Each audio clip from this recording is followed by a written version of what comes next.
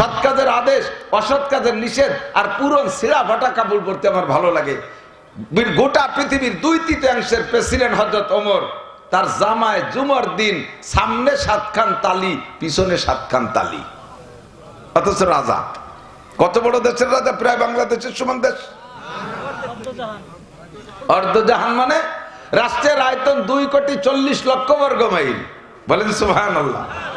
এত বড় দেশের প্রেসিডেন্ট হইয়া কেন্দ্রীয় জামে মসজিদ, মসজিদে নবাবির খতিব উনি। আল্লাহু আকবার।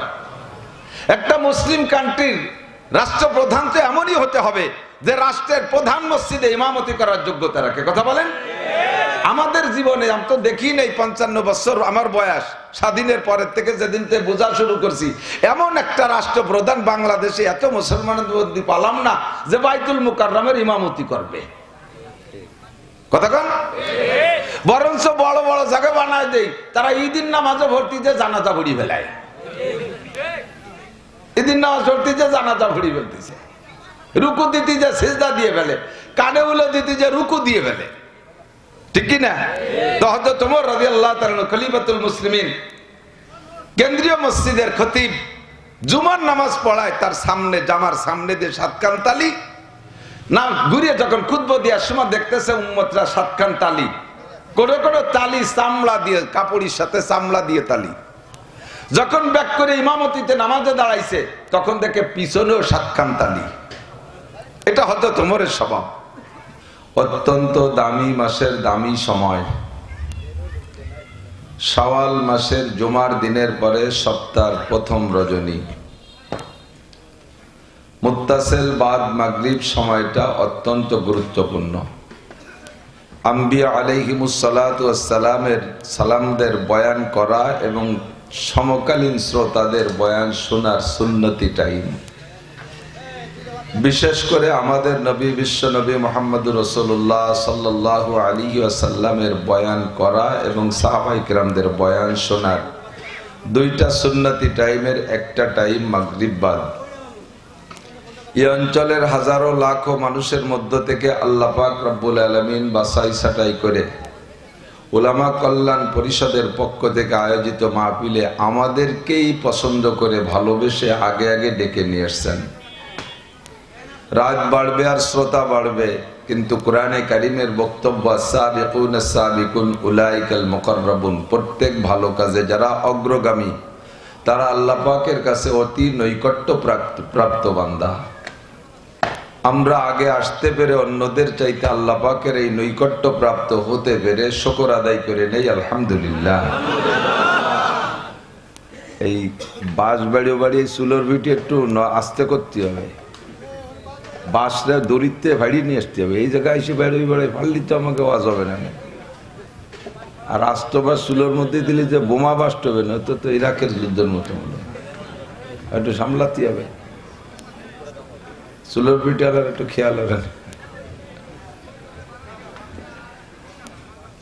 সাময়িক জান্নাতের বাগান বলি আলহামদুলিল্লাহ। নবী পাক বলেন ইজা মারাতুম মির রিয়াজিল জান্নাহ ফারতাউ। এই যুবকরা খেয়াল করো যারা আশপাশে ঘুরছো, নবী আলাইহিস সালাম বলেন যখন তোমরা জান্নাতের বাগানের পাশ দিয়ে হেঁটে যাবা, অতিক্রম করবা, তো ওখান থেকে কিছু ফল পাকড়া ছিঁড়ে খাও। একেবারে মুখ বন্ধ করে চলে যাও না, বিড়ি খাতি খাতি চলে যাও না, চানাচুর বাদাম খাইতে খাইতে হেঁটে চলে যাও না, ওই জায়গাতে যদি একটা ফল টল ছিঁড়ে খাইও। সাহাবায়ে কেরাম বললেন হুজুর দুনিয়ায় আবার জান্নাতের বাগান কোথায়?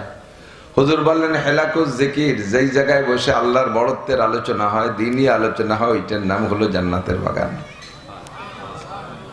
অবশ্যই এ জায়গা বসে জারি যাত্রা, কলসা, গাজীর গান, গুণযাত্রা হবে না, মমতাজ মনির খান আলমগীরের গান হবে না।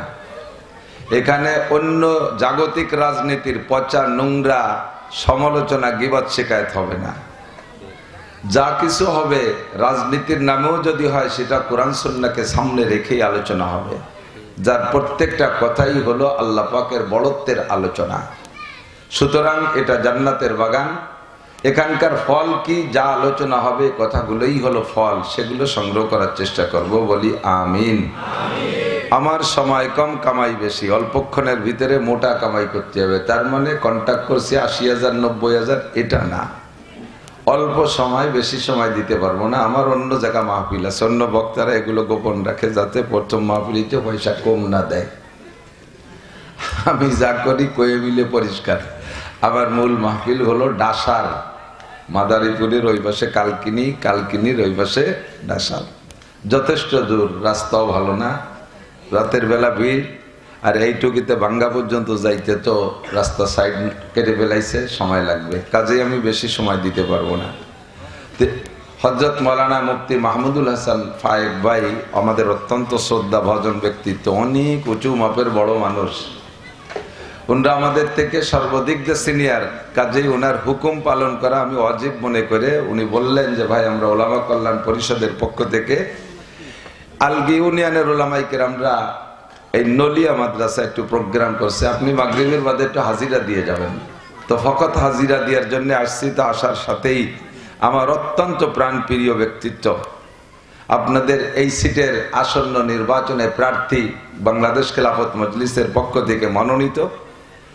তো খেলাফত মজলিসও যদি মনোনয়ন না দেয়, আমি আলাদাভাবে দিয়ে দিছি, সময় যখন আসবে। আমার বাড়ি তো গোপালগঞ্জ, আমার গোপালগঞ্জে তার নির্বাচনের দরকার নেই, ও যারা করে করে বেড়াবে। আমি আপনাদের পাশে ওনার সাথে এলাকায় কাজ করবো ইনশাআল্লাহ।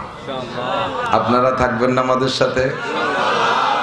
লাভ কি সেই মর্মে আল্লাহ পাক রব্বুল আলামিন কোরআনে কারিমে কি বলেছেন আর নবী পাক হাদিসের মধ্যে কি বলছেন, এই দুইটা কথা বলে আমি শেষ করে দেবো ইনশাআল্লাহ। আমরা জগতে জাগতিকভাবে শান্তি চাই না অশান্তি চাই? বলবেন কেউ? অশান্তি, যত প্রকারের শান্তি আছে সব চাই, কোন প্রকারের অশান্তি চাই না। অশান্তি চাইবো কেন? না চাইয়েই অশান্তি খাই যেতে পারতেছি না, ঠিক না? অশান্তি চাই না, সেই অশান্তির চাপেই দম বন্ধ হয়ে যাচ্ছে। আর যদি অশান্তি চাই তাহলে অশান্তি এত আল্লাহ দিতে পারে, আল্লাহ পাক এত অশান্তি দিতে পারে যে আপনি ইমানও ঠিক রাখতে পারবেন না। আল্লাহ কখনো আপনাকে অশান্তি কামনা করতে বলেও নাই।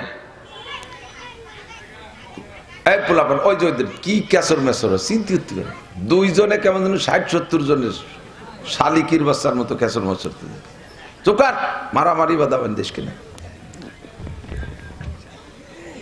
এদিক আল্লাহ পাক রব্বুল আলামিন বলেন কোরআন শরীফের ভিতরে আমাদের শান্তির প্রার্থনা শিখিয়ে দিয়েছেন। রব্বানা আতিনা, পড়েন রব্বানা আতিনা ফিদ দুনিয়া হাসানা। জীবন ভরে পড়ছেন, মুখস্থ, তরজমা কি করছেন কখনো? তরজমা হলো রব্বানা আতিনা, আল্লাহ তুমি আমাদেরকে দাও। রব্বানা, হে আমাদের রব, আতিনা আমাদেরকে দাও, ফিদ দুনিয়া, দুনিয়াই, হাসানা। হাসানা মানে জাগতিক যত শান্তি আছে, যত সুখ শান্তি আছে সব আমাদেরকে দাও। অফিল আখিরাতে হাসানা, এবার শুধু জাগতিক শান্তি চেয়ে বসে থাকছি না, অফিল আখিরাতে হাসানা, আখিরাতের শান্তি আমরাই চাই। কারণ তোমাকে রব বলে স্বীকার করি আমরা, কাফের মুশরিক মুরতাদ বেঈমান তারা তোমাকে রব বলে স্বীকার করে না। পরিষ্কার হাদিস ও কোরআনের প্রমাণ। আসমান থেকে যত শান্তি আর রহমত জমিনে আসে, রিজিক আসে আসমান থেকে। কোত্থেকে? অফিস সামায়ে রিজকুকুম, আপনাদের রিজিক আসমান থেকে আসে। আসমান থেকে যত রিজিক, রিজিক মানে খালি ভাত না, রিজিক মানে খালি ভাত, ধান, চাউল, পেঁয়াজ, রসুন, ডাল যা খাই তা না। রিজিক মানে আমার জীবনে যত সামগ্রী প্রয়োজন, অল এভরিথিং, সবগুলোর নাম হলো রিজিক। এ আসে কোত্থেকে? আসমান থেকে। একটু কন, কোত্থেকে? আসমান থেকে আসে। আসমান থেকে কে পাঠায়? Doctor Yunus, Sheikh Hasina, Khaleda Zia, Donald Trump, Saudi আরবের বাচ্চা নরেন্দ্র মোদী, তারাও খায়, আসমান ওয়ালা দেয় তাই খায়, ঠিক না? তাহলে শান্তি চাইবো কার কাছে? ওয়াইজা সালতুম ফাসআলুল্লাহ, কিছু চাইতে হলে আল্লাহর কাছে চাও। তুমি দোয়া মুনাজাত করো, রব্বানা আতিনা ফিদ দুনিয়া হাসানা, দুনিয়াও শান্তি চাই, অফিল আখিরাতে হাসানা, আখিরাতের শান্তি আমরাই চাই। সাথে সাথে ওয়াকিনা আযাবান নার, জাহান্নামের আগুন থেকে আমাদেরকে বাঁচাও। বলেন আমিন। মুনাজাতের পরে তো আল্লাহুম্মা আমিন বলি, এটা তো মুনাজাত পড়লাম। হযরত উসমান গনি রাদিয়াল্লাহু তাআলা আনহুর কিসসা মাঝে মাঝে বলি। উসমান রাদিয়াল্লাহু তাআলা আনহু খানা খাইতেন 15-20 প্রকারের তরকারি দিয়ে, অত্যাধুনিক। বাদশা হওয়ার আগে, সুলতান হওয়ার আগেও খাইতেন, আগের থেকে ধনী মানুষ, আর পরও সেই স্বভাব চালু আছে। মানুষের খানা দানার দুইটা দিক, এদিক টাকা, স্বভাব চরিত্র রুচি দুই দিক। অনেকে আছে অনেক খাইতে খাইতে খাইতে খাইতে পরাণ গড়িয়ে যায়, এরপরে আর খাতি মনে চায় না, এরকম আছে না? আবার অনেকে আছে অনেক খাইতে খাইতে অভ্যাস হয়ে যায়, না খাইয়ে পারে না, ঠিক কিনা? অনেক খাইতে খাইতে পরাণ গড়িয়ে যায় আর খাইতে মনে চায় না, আর অনেক খাইতে খাইতে অভ্যাস হয়ে যায়, না খাইয়ে পারে না। তো হযরত উসমান রাদিয়াল্লাহু তাআলা খাইতে খাইতে অভ্যাস হয়ে গেছে, এখন না খাইয়ে পারে না। রাজা হওয়ার আগেও খাইতেন, রাজা হওয়ার পরেও খাইতেন। সাহাবী একজন জিজ্ঞেস করছে, আপনার আগের দুই মুরব্বিতে এত খাতো না? হযরত আবু বকর সাদক, খাইতেন কম। হযরত ওমর রাদিয়াল্লাহু তাআলার স্বভাব, উনি বলেন হুব্বিবা ইলাইয়া মিনাদ দুনিয়া সালাস, দুনিয়ার তিনটা জিনিস আমার ভালো লাগে, আল আমরু বিল মারুফ ওয়ান নাহয়ু আনিল মুনকার ওয়াস-সাওবুল খালক, সৎ কাজের আদেশ, অসৎ কাজের নিষেধ, আর পুরন ছিঁড়া ফাটা কাপড় পরতে আমার ভালো লাগে। গোটা পৃথিবীর 2/3 প্রেসিডেন্ট হযরত ওমর, তার জামায় জুমার দিন সামনে 7 খান তালি, পিছনে 7 খান তালি, অথচ রাজা। কত বড় দেশের রাজা? প্রায় বাংলাদেশের সমান দেশ, অর্ধজাহান। মানে রাষ্ট্রের আয়তন 2,40,00,000 বর্গ মাইল, বলেন সুবহানাল্লাহ। এত বড় দেশের প্রেসিডেন্ট হইয়া কেন্দ্রীয় জামে মসজিদ, মসজিদে নবাবির খতিব উনি, আল্লাহু আকবার। একটা মুসলিম কান্ট্রির রাষ্ট্রপ্রধান তো এমনই হতে হবে যে রাষ্ট্রের প্রধান মসজিদে ইমামতি করার যোগ্যতা রাখে, কথা বলেন? আমাদের জীবনে আমি তো দেখি নাই, 55 বছর আমার বয়স, স্বাধীনের পরের থেকে যেদিন থেকে বোঝা শুরু করছি, এমন একটা রাষ্ট্রপ্রধান বাংলাদেশে এত মুসলমানের মধ্যে পালাম না যে বাইতুল মুকাররমের ইমামতি করবে, কথা কন? বরঞ্চ বড় বড় জায়গা বানায় দেই, তারা ঈদের নামাজে ভর্তি যে জানাজা পড়ি ফেলায়, ঈদের নামাজ ভর্তি যে জানাজা পড়ি ফেলতেছে, রুকু দিতে যে সিজদা দিয়ে ফেলে, কানে উলো দিতে যে রুকু দিয়ে ফেলে, ঠিক কিনা? তো হযরত ওমর রাদিয়াল্লাহু তাআলা খলিফাতুল মুসলিমিন, কেন্দ্রীয় মসজিদের খতিব, জুমার নামাজ পড়ায়, তার সামনে জামার সামনে দিয়ে 7 খান তালি, না ঘুরিয়ে যখন খুতবা দেওয়ার সময় দেখতেছে উম্মতরা 7 খান তালি, কোনো কোনো তালি চামড়া দিয়ে, কাপড়ের সাথে চামড়া দিয়ে তালি। যখন ব্যাক করে ইমামতিতে নামাজে দাঁড়াইছে, তখন দেখে পিছনেও 7 খান তালি। এটা হযরত ওমরের স্বভাব।